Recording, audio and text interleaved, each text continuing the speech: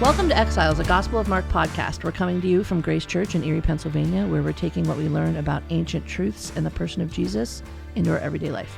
You can check out whoisgrace.com/Mark for the sermon and resources we're using for our conversation. Thanks for joining us today for Season 5, our final season. In this section of Mark, the end is just the beginning. We're going to pick up where we left off in this greatest of stories, following Jesus through his final days in Jerusalem, learning alongside the disciples that his blood must be poured out for many and that the good news of his resurrection must be proclaimed to the whole world. Just gets better and better every time I read it, doesn't it? Every time. Hello. Hey, so Pastor Derek had an interesting opening with his Skittles thing, you know? Yeah, I love those videos.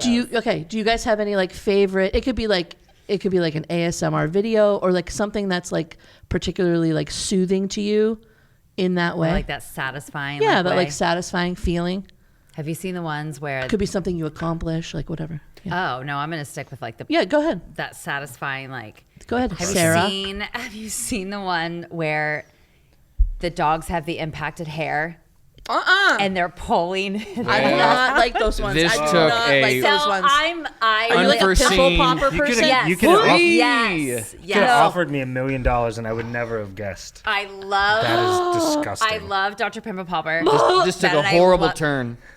It is. I hate. Are you? If I even come close to one of those, I'm in it. And grown toenails, the whole thing. What does Ben think? Ben's right there with me. No, toenails? we're totally the And whole. that's when you knew you all weren't those getting married?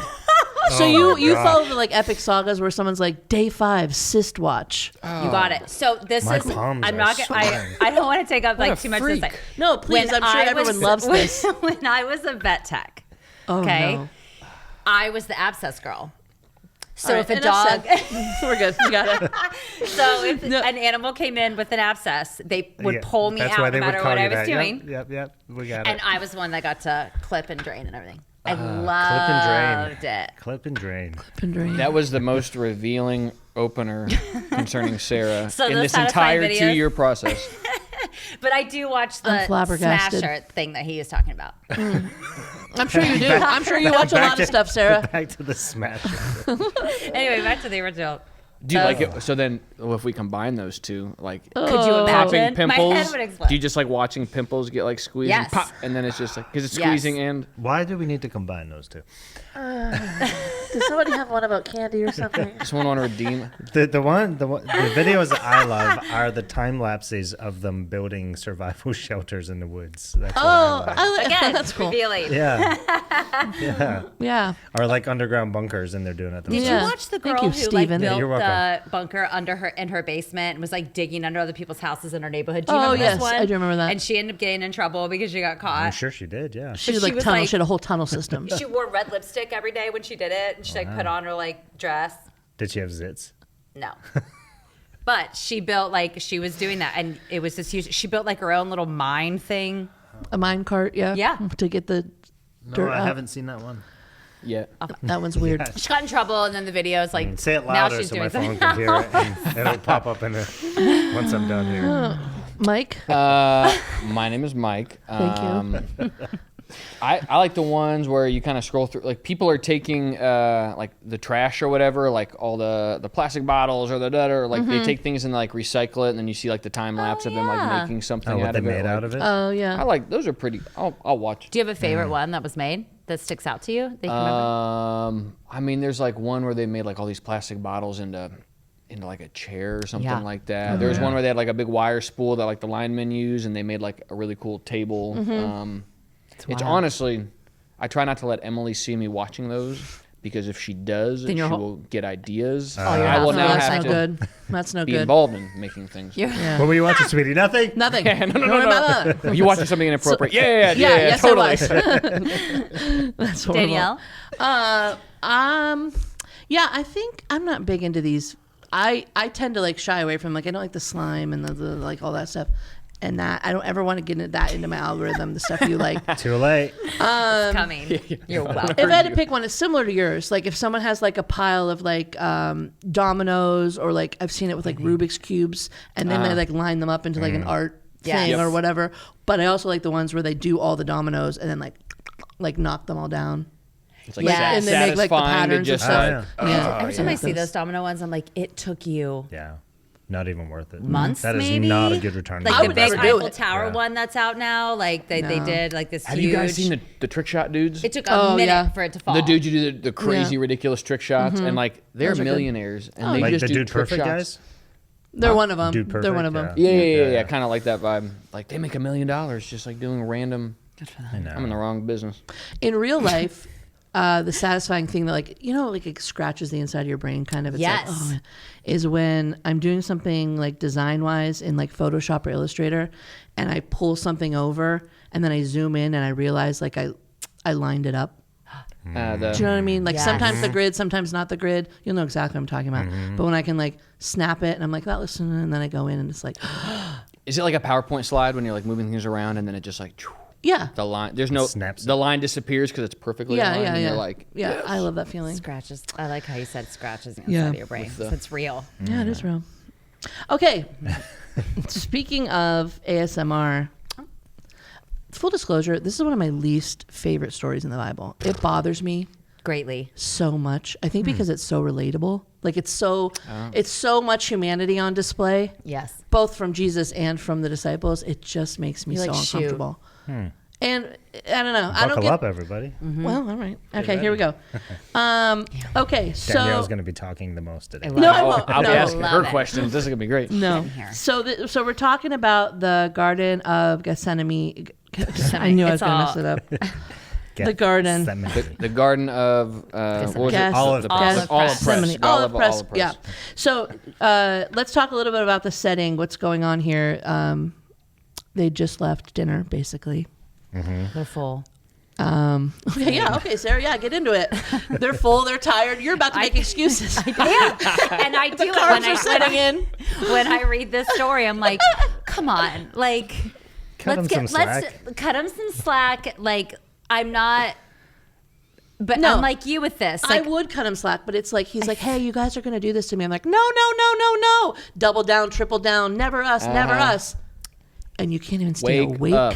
I think about like after he's gone, and the crucifixion's over, the guilt and the things you just play back through your head because they're human, so you know they did it no matter what. It Saturday honestly must is a have miracle, sucked. and I don't mean this crassly, but it Yikes. is a miracle that most of them didn't just actually kill themselves out of guilt. Like it had to Agreed. have been paralyzing. All right, real fast. For the people who are on video, maybe I'll cut this in. Okay. But this is apparently like the that. Garden of Gethsemane. Oh, cool. Okay. Olive When I went to Israel, look at those olive trees. Oh wow, those are huge. Like those, apparently those are potentially thousands of years old. Like look at those. so we're things. talking like They're just olives all Those over the ground. trees huge oaks. We're talking, like, potentially big could trees. have been there when Yeah. you Yeah. just walked. So the You could've walls. touched 'em. So the walls of Jerusalem are right here, like right up Right here to the left. To the left. As I'm looking at this tree. Sorry, people who are listening, but. And so, I mean, this is different. You probably just spot, but- Google this too. Look, You Google could, yeah, Google. But Stephen might cut it in. Wow. Yeah, I could. This could is cut it silly, in. but are there just like olives everywhere, like all over the ground? No.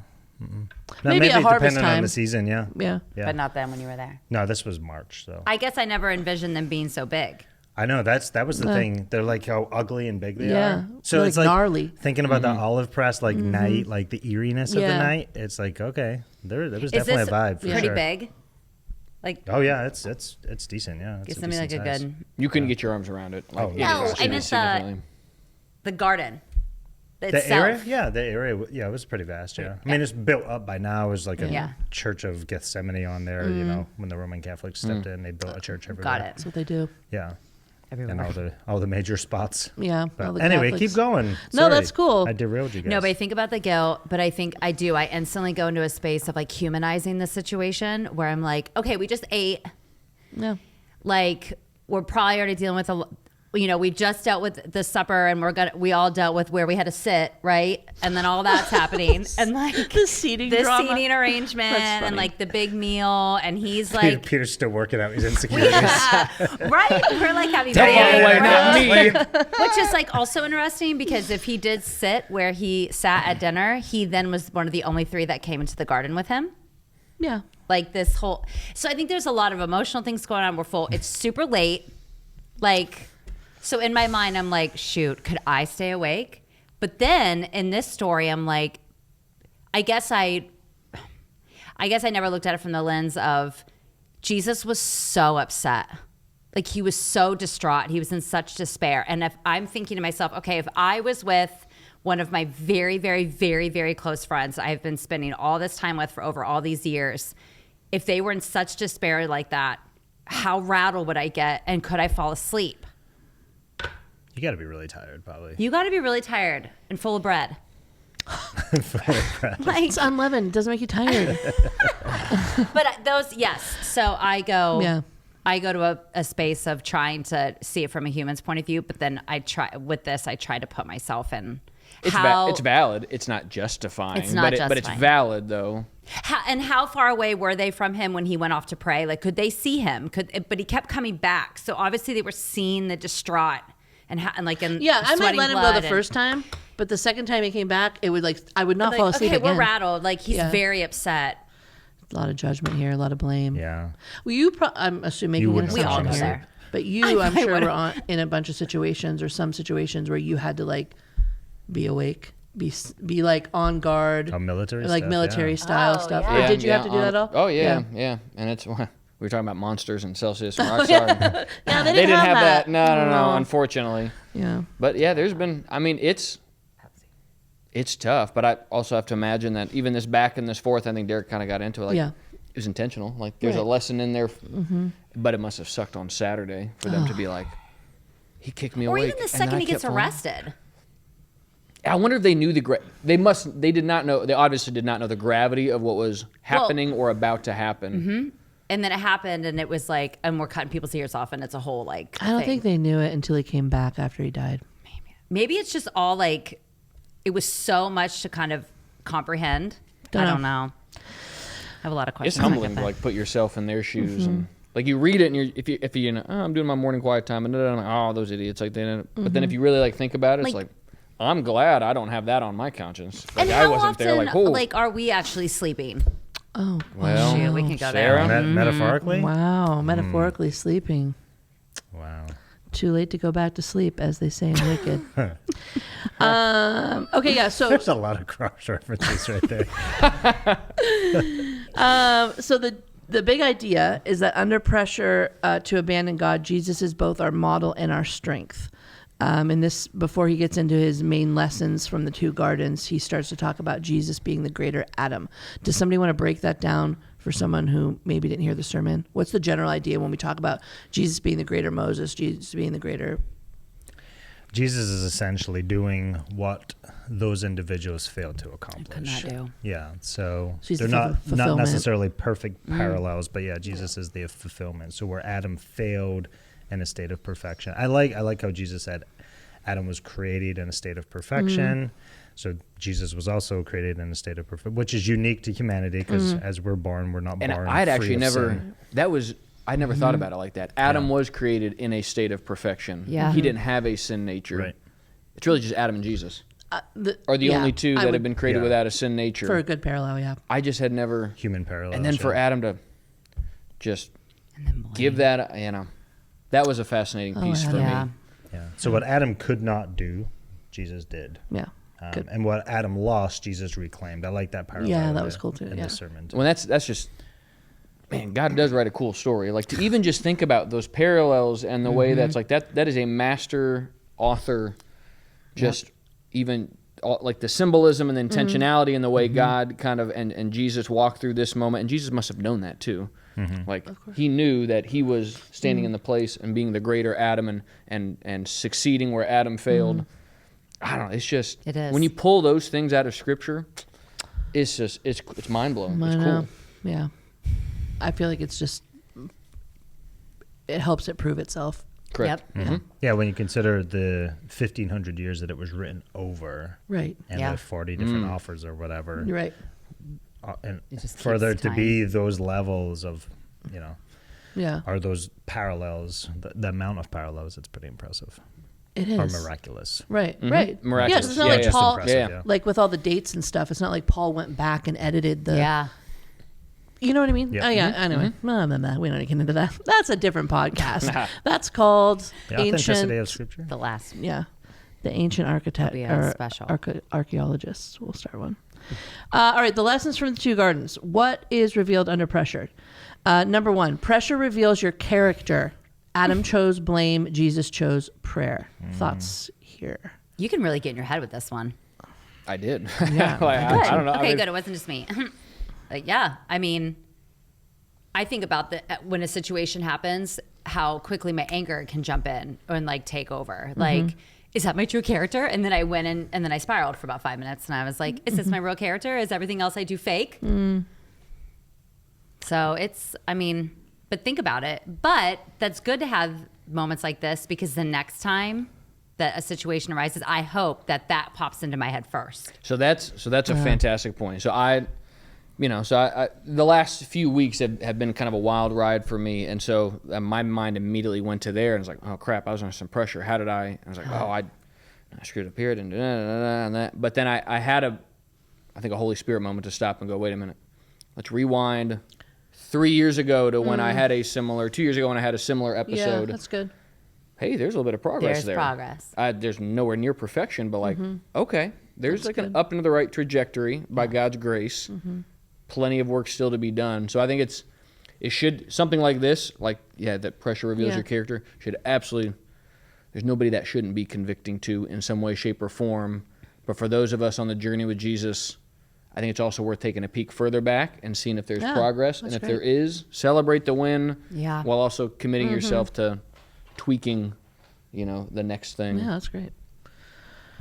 The part that sat with me is stress doesn't always produce character, but it always reveals character. I think a lot of times and I've done this too, in our coaching with people, it's like, hey, this is gonna be for good for you. And I know all the things, but like we kind of take that for granted because there's work in that. There's work in it producing something. It's not just like a bad thing is for sure going to produce something. It depends how you handle it. Depends, but the fact that like no matter what, it reveals character. Yeah, I thought about that for quite a long time. Yeah, I think that it's a good realization to have that regardless, it's always going to reveal something, but it's not always going to produce something. Right. I think that's essentially what Derek is saying. It's just rephrased a little bit different. But as I step into, I'm in the midst of this stressful situation, it is revealing something. Oh yeah. Period. But it's not always going to produce something. Yeah. And I think that's helpful. It's almost, at least in my brain, it's challenging. And I need that challenge in those moments to go, okay, this could be a waste. It could it's not a waste in the sense that it reveals something. Sure. But if that's all it does, it's a bit of a waste. Correct. Right. It could actually do something in my life. There's a challenge to take it in. So, and PTSD and post-traumatic stress disorder, and that's like a big hot topic, especially in the veteran space. But there's also such thing as post-traumatic growth. And so, like, when you walk through something traumatic or incredibly stressful, like, it absolutely reveals. But there's a challenging aspect, I think, to what Derek was saying. We also have a moment, even if flaws are revealed, to stop and go, there are flaws, and there's some things being revealed I don't like. However, Holy Spirit, let's acknowledge them, and I want growth to come out of this. I want to look more like Jesus on the other side of this. I think it is 100% a challenge that we should recognize and accept when we walk through seasons or moments like this. Yeah, that's good. What did you guys think about the blame versus Lame. Immediately, my brain just went to all the times that I have blamed. I'm like, oh yeah, I did that then, I did that then, I did that then.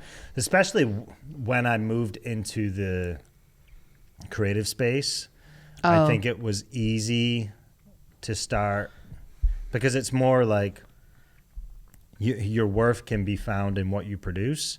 So as a lead pastor, that is also true in some respect. Like, don't have a crappy sermon, because then people will, But more so in the creative space, you're producing these videos or, you're putting together a finished product. And it's easy that when it doesn't quite hit the mark or the goal that you were looking to achieve, that you could blame somebody in that process instead of taking ownership of your part, especially when you're managing a team, so over the last few years, I've had to manage teams in the creative space.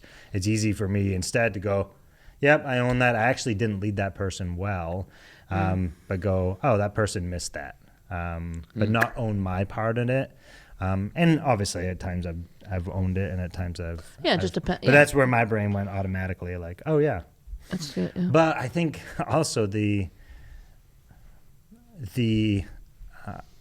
tenacity you need to have in order to blame. Because I think Adam as well, like, this is the woman that you gave me, God. Like, watch out. Like, that's if you're going to insane. blame... That like, was insane. I think you said something a couple of weeks ago in just a conversation we were having, Mike, when you step into the ring, get ready to get punched. Oh, yeah. It's almost like that, like Adam steps into the ring. I might as well just go all in. Like, yeah. all right, God, What do the I woman gotta that lose you now? gave me, Yeah. ding, ding, ding, ding, ding, Yeah. here we It's go. kind of like the Job, Job says his things, and then God's like, all right, stand up and Oh, my prepare yourself gosh. like a man for this, bud. It's That's like, funny. you want this Yeah, smoke? let's zoom out. Were you there when we created the world? So I think the blame thing, I feel like I'm better at church in like professional settings and all that. And like, hey, I'm a man. I'm going to take this. Like, Yeah. that's my fault. I'm going to own up to this. And then I walk in, and it was the whole like, this woman you gave me. I was like, ha! I walk in the doors of my own house, You walk over the threshold and just... and I'm just like sinner, like just terrible. And I can think of so many ways where I'm just marriage, man. Emily, why did you make us do this? Why did you make me do that? Blah blah blah. And it's like total BS. But it's hard to be a pastor to your own family. It's true. Oh, It is true. yes. Yeah, all the advice that you give to others, you like get home and you're like, Drop it at the door. oh yeah, Thanks. I should probably apply that tomorrow. Oh, my goodness. Tomorrow. Like, Was that comment really necessary? No. Yeah. Those passive aggressive situations we live in at home. Ben, Nicole, Dave, and Emily, we apologize. Sorry. Sorry. Look at the camera. Sorry for making us be terrible. Do a Kendrick Lamar like. Hey Em. Do you guys have that thing where I guess it's kind of blame, where you'll say like, if I would, this would never happen at work. This is a perfect example. This is how ridiculous our home lives probably Yes. are. I would never say to you like, hey, or tell me something like, hey, can you do that better? And you go, well, can you do that better? That other thing better? But can you imagine at work if you did that with somebody? Yes. But at home, I'll be Maybe like, we should try. yeah. Dave will be like, hey, can we blah, blah? I'm like, well, can you Yep. whatever? Totally unrelated. Totally like, can you look at blue? Well, It's what like about we the moon? We have Like, this it's not- list. We have this list locked and loaded. It's a blame Yep. list. Yeah, it's a Yeah. blame list. It's Absolutely. so I do bad. that to Ben. Yeah. This is confession. Oh, Christ have mercy. Okay. Well, and part of it, okay, here's a little bit of a redeeming thing about it. Part of it is, and not that this is an excuse, but part of it is like, I think home is like where you're safest, Yes. hopefully, where you're the most, you can let down your guard. Not that that's an excuse for bad behavior, but I think that's why it rises up there. Yep. Because you're neutral. You're like, you don't feel like you have to put anything on. Yep. Yeah. Hopefully. Well, that's what they say about your kids. Right. If your kids are the worst at home, That's. it's usually I good, wear that like a badge of It's honor. usually like it's my kids are awful at home. How about your kids? Yeah. Oh, if only. But that's usually a good sign of comfort. Yeah. And security. So. Well, then I'm good. That's my I am takeaway good. from this Did your morning. home life suck? Great. Good. Well Keep done. You're doing something right. Oh my gosh. This is also the section, this was the largest section, I think, if I remember correctly, where he talked a little bit about the whole people wanting God to only be love, Yeah. being most comfortable with that. I thought that was a good point I to liked bring his up. analogy with it too, about how he was like, if you do something wrong, would you want him just to be like, oh yeah, you're free to go, like you're good, like no, you know what, the justice is needed. We're wired. We're created and wired to crave justice. Oh, yeah, and for we sure. want justice. And we're also sinfully selfish. So we don't want justice necessarily applied to us. But we do Yeah. want it. We We want do it want justice in the for world. us. And it's. I think it's when that justice now needs to get applied to us. That's when it becomes hard to reconcile this loving but just God. And Yeah. But then that's the beauty of Jesus, where this loving and just God did perfectly satisfy both of those. Again, God writes a heck of a story. It's like he knows what he's doing or something. Yeah, it is wild. I actually read, what was it? I'm reading a couple of books right now, so I can't remember which one it was in. Might be 9 Marks of a Healthy Church. Like you don't finish one and then like pick up another one. You just read a whole bunch It at just one depends time. on the season. But I think it was Mark Dever actually says it. He says the only thing that God owes us is justice. Yeah, and I right. thought that was an interesting concept. I mean, I've heard that before. Yeah. But we can go about our Christianity thinking that God owes us love or Or anything. or even God owes us punishment, but God Yeah. owes us justice, and in the simple fact that is true, which I believe that it is true, does it meets us at, or it places us at that crossroads of love and wrath, if you will, because God owes us justice, and so therefore there's an obligation that God has to be able to reconcile his other essence, his other characteristics, if you will. But I just thought that was really interesting, and it's a good place for us to sit. Like, God owes us justice, and so if He's going to give us love, then He needs to satisfy that wrath another way. Otherwise, we don't get His love. Right. If that makes sense. Yeah. And that's what grace is. That's fascinating. Yeah. He owes us justice, but He chooses to give us love in a way that satisfies His justice Because of Jesus. because of Jesus. yeah. That's a fascinating thought. Yeah, I thought that was good. Yeah, I my brain went to, we have that in the United States, we have that justice system emblem of like the weights and balances in the blindfold or whatever. I think partly that's why we struggle, because that's not actually what it is. Like, that's our, like, I think human, that's how we can metaphorically understand it. Like, oh, you have to kind of be blind to what's going on. You have to be able to weigh this and that and the other thing. But because God is justice, is just, I don't know that we can, like what you said is as close as I've heard, but I don't know if we can fully even comprehend. I don't think we can. What the actual meaning of justice is. Because we can't know or see the things that He make can. sense? Yeah. Justice is not simply an abstract concept. Right. It's actually embodied in the person. Right. In the Trinity, by the Father, by the Son, by the Spirit, through Jesus. And it has nothing to do with, for Him, He's not blindly balancing scales. Right. That's how we do it, or try to do it. That's a I don't thought, know. too. And that's where we get our works-based theology That's from good, as Danielle. well. Yeah, good. But I think is also important in that framework, especially under pressure, because this is the context that we're talking about it. How many times do we say that is not fair? Oh my gosh. In terms of our Christian walk. Yes. But that statement, that sentiment would only be fine, accurate, okay to say if God owes us fairness. Like, fairness is not the end result. Right. Justice is. So God doesn't, like, if God was fair, then we'd all die and go to hell. Correct. All of us. Right, with no because we have sinned against a holy God. Correct. But God owes us justice, but has chosen to give us love in Jesus. That's good. And so it's not an issue of fairness anymore, because if it was an issue of fairness, then Right. I'll see you all down there, right? You have to reset your baseline understanding of what is fair and Yeah. what is just, and when you do, all of a sudden it totally reorients. The fact what's that fair. we get love, that's actually not fair. God Correct. is not being Correct. fair. Yeah, God's that's good. choosing to satisfy His justice in that moment, and He's doing it through Jesus. God is unfairly just when He gives us love. In some sense, yeah. if Jesus wasn't going to die, if Jesus didn't die, then. Yeah. But anyway, yeah, But yeah, I mean, and He could have chosen guys. to not. right. Yep. Which is So kind of I crazy. to try and bring it back. We're all right. Bring it back here this is- for We're the fine. We're listeners. fine. We're fine. This is why I love adoption so much. And Danielle, you can relate to this. I was adopted. You adopted. And this was so helpful for me. Adopted parents don't owe the kids that are not adopted anything. They simply choose to adopt them. And so if Bill and Marion did not choose to adopt me, that would not make them horrible people. Right. Now, again, every illustration has holes, but Sure. it was just really helpful for me to. So Bill and Marion chose to adopt Stephen.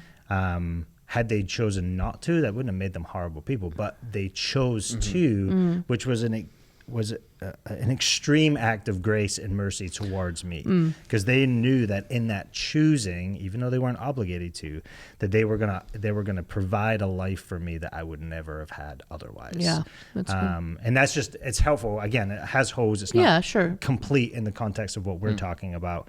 But adoption does help me sort of reconcile that. Yeah. Like, God doesn't actually owe me anything, but in His love and justice and mercy and grace, He has chosen to give me so much more than He he never was obligated to ever give me in the first place. That's good. In fact, he was obligated to just go, no, I'm going to say no to this guy. Good. Yeah. So anyway, That's great. Number 2, pressure reveals your connections. Adam chose isolation. Jesus chose community. When pressure is applied, what do you choose? Who do you go to? Also, I thought it was good that he brought in the idea of like not even just people, which is a big part of it, but like, are there things that you go to for comfort over, you know, a connection with people or a connection with God? Any thoughts on that? I've gotten better at this over Yeah. the years. I think is my first and initial thought. I think as a lead pastor, isolation is sometimes the only option you feel like you have. Sure. Or a leader at the top of the hierarchy, if you will. I don't think it's just reserved for pastors, but pastors definitely feel that. So over the years, I've chosen to lean into community more than I felt like I could in the past. So. And then you get in a space where people like me, it was all about community, trusting everyone. You're going to people, you're entrusting them with your thoughts and your deepest of things, right? And then they fail you. Okay? And then they do the wrong thing with the information that you have trusted them with. And then you turn around and isolate because you're tired of using the community, being hurt by the community that you've loved and spent so much time and invested so much time with. And then that falls apart. And then it's scary to let people back in again. So you find that you isolate. Yeah. Or you don't necessarily isolate, but you only give the bare minimum just to take the edge off to like talk about something, but you never give full details because you don't want the community to fail you again. Sure. So there's like, sometimes you can be like right in the middle. There can be like a balance. And then, but I think it's real too that sometimes I think some situations, and I think it's personal, like each individual person is their own, but sometimes it's okay to isolate for a minute. But maybe at some point find your community, you know, and have them walk alongside you. But if you need a minute, that's okay. So there's that difference between solitude and isolation. Yeah. And I think those were some of the terms that were thrown out during COVID. Yep. You know, because isolation was a real thing. But Jesus chose solitude. Yep. And he went to the Father. Good. And that's that, Okay. like, you know, choose prayer, not blame, but choose prayer, period. So we choose solitude, but we also need to choose community. I think we can choose both. But You can have solitude in community. But Yeah. you Those can't aren't have mutually- isolation. in Correct. You can't have community. isolation. Well, yeah, the difference is there's still a connection in solitude. There's Yeah. not a connection in isolation. Yeah. Yeah. That's And right. I'll even apply this to just professional help too. I mean, in the last 5 years, I've gone, you know, I've seen counselors, I've seen Emily and I, you know, we've been to like marriage mentors here at Grace and different things, and even just there's like the friends and those that kind of close circle, I guess, to lean into. There's also professional help that, especially from a Christian perspective, that I think is also an example of eschewing isolation and leaning into someone or people who can like speak into and help you walk through difficult times. So there's a lot of ways I think that you can have community and avoid the that's good. isolation in a difficult season. Yeah, it's helpful to understand that community is not just one thing or one group of people. Right. But community, I think, just from would it be a sociologist's term? Community Probably. could be a multitude of things. So I can have a community here, a community. So Yeah. even the professional help can be a form of community for a season. Yes. So community is not just the family and friends that you have around you, because they themselves could be toxic. You know, you might not want to actually be in community with your family, even though that's the only reference point of community that you have. So just understanding that there's multiple realities of community that in different seasons you actually need to embrace. Yep. I think is helpful for us. Yeah. Because our brain can sort of silo that thought or understanding. Yeah. That's great. Number 3, pressure reveals your master. Adam surrendered to his own will. Jesus surrendered to God's will. Pressure is the great revealer of who is number one in your life. Who gets the final say for what's best. Well, we all know the right answer. Yeah, this is obviously a tough one because it's surrendering to God's will, at least in this story, is accepting the very path that you would run far, far away from. Scary. I remember having a moment like this as a young lead pastor, and just knowing that the road that I was on right now and for the season of that church was really, really, really difficult, and not wanting anything to do with it, and wishing that I was, 2,000 miles east again, back in Scotland with my family and all of those things. And not that I, prayed the exact prayer that Jesus prayed, but I knew that it was the calling that I had on my life in that moment, and to actually step out of it was actually to step into disobedience. And I think this is true for Jesus as well, right? In his humanity. Sure. No, I don't want to face your wrath. I think Derek actually painted it very well. It wasn't the crown of thorns. It wasn't the nails. It wasn't the lashings. Right. All of that was physical. It was actually he who knew no sin becoming sin. Right. So what you feel in that moment when you realize the depth of your sin, Jesus felt that times the whole world. Incomprehensible. But so not wanting to walk towards that wrath that he was about to endure, that we will never endure, he chose it anyway. And so it's just like knowing God's will is actually going to be really painful, really hard, but knowing to step off of that road was actually disobedience. Yeah. Like that's what makes it really, that's what makes it really tough. Because I knew in that season that I was called there. Yeah. I was like, if I were to make a choice to go home, I would smile again. I'd hug my mom again. I'd hug in all earthly sense, it would be great. It would be a wonderful time, but I knew that I'd be walking in disobedience. And it was that realization alone that kept me on the path. And I'm glad that I stayed on it. Yeah.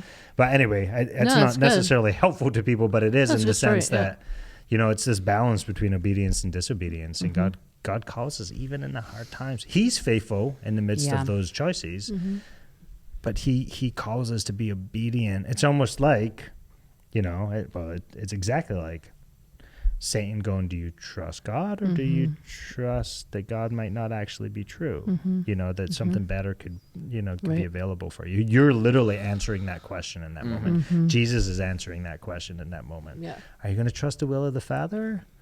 Or is the temporary ease more seductive to you? And it brings us back. We had, I don't know how many episodes it was, but Derek talked about we get scared when we enter a space that makes us uncomfortable. We don't know what's going to happen. We're trusting in him only. And it goes back to the same thing that we said last time where he's not just going to rip the rug out from underneath you. Like he's going to slowly turn you at your speed.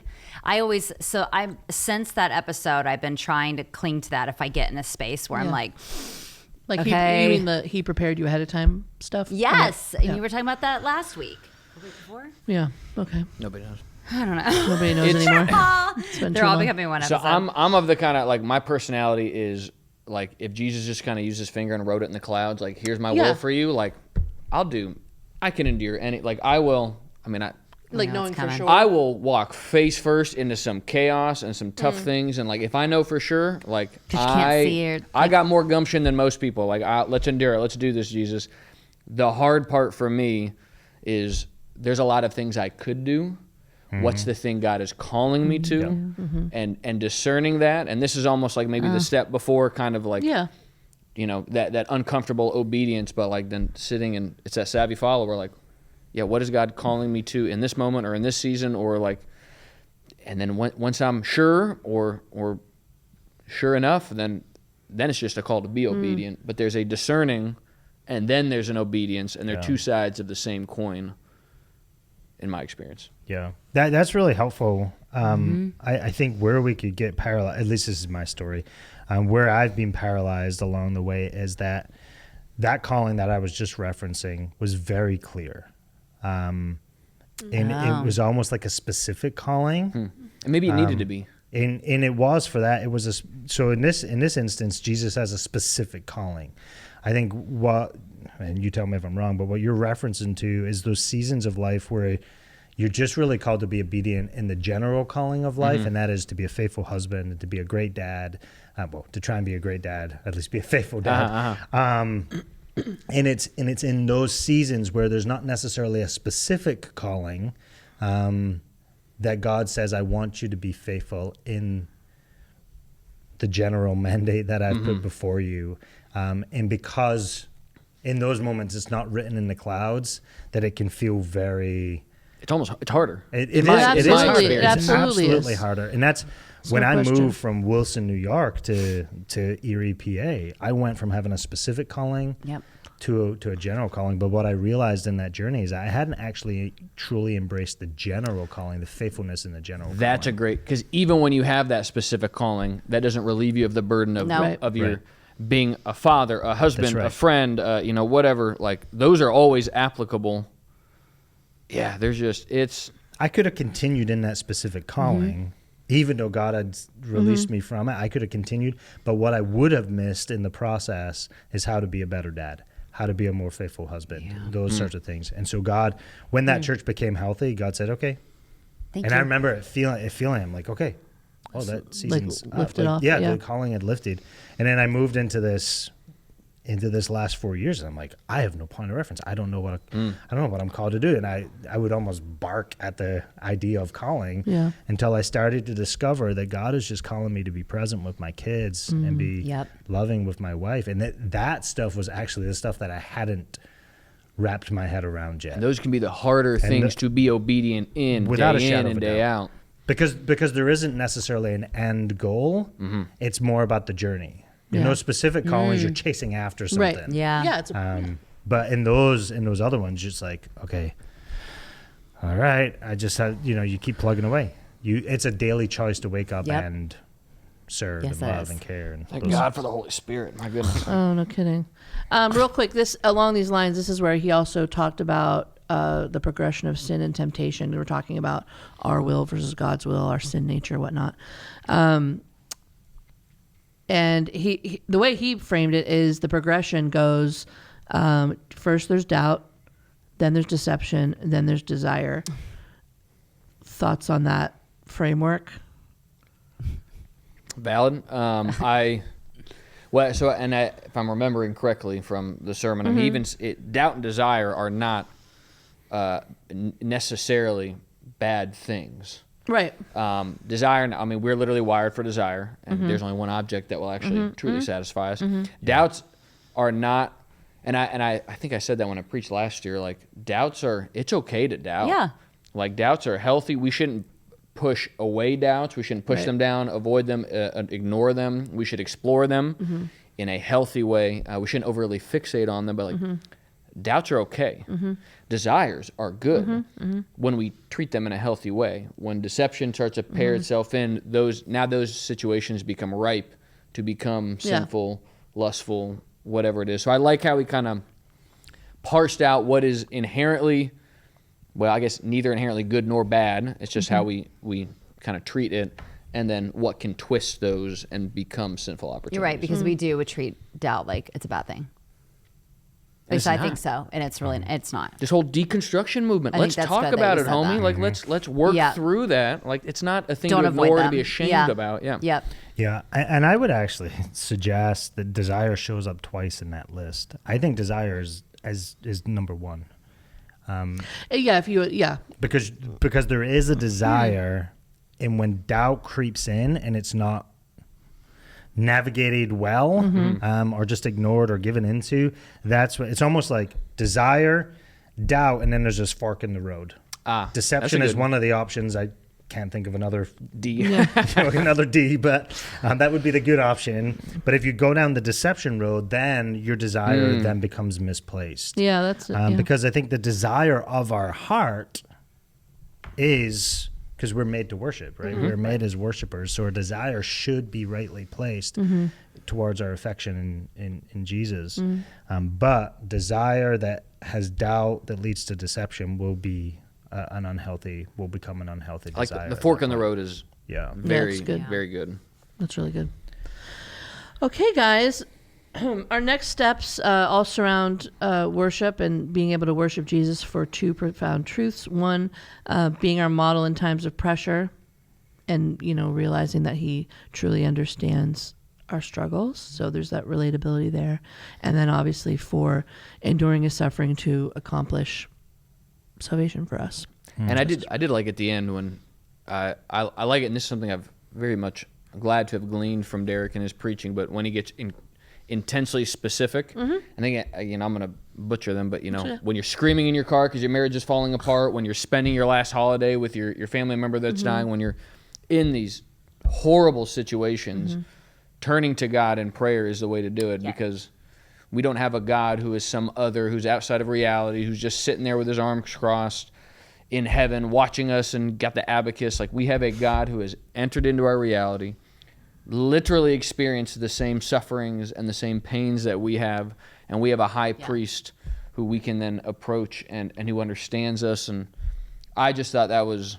Agreed. Because I've been in my car before screaming because my marriage is going through something difficult. And but in that moment, I am fully seen and fully understood by a loving God who is working all things together for, I thought that was a very powerful picture as I read that. It just caused me to lean back and wistfully look up into the clouds. Been there. And prayer is less about conversation and more about presence.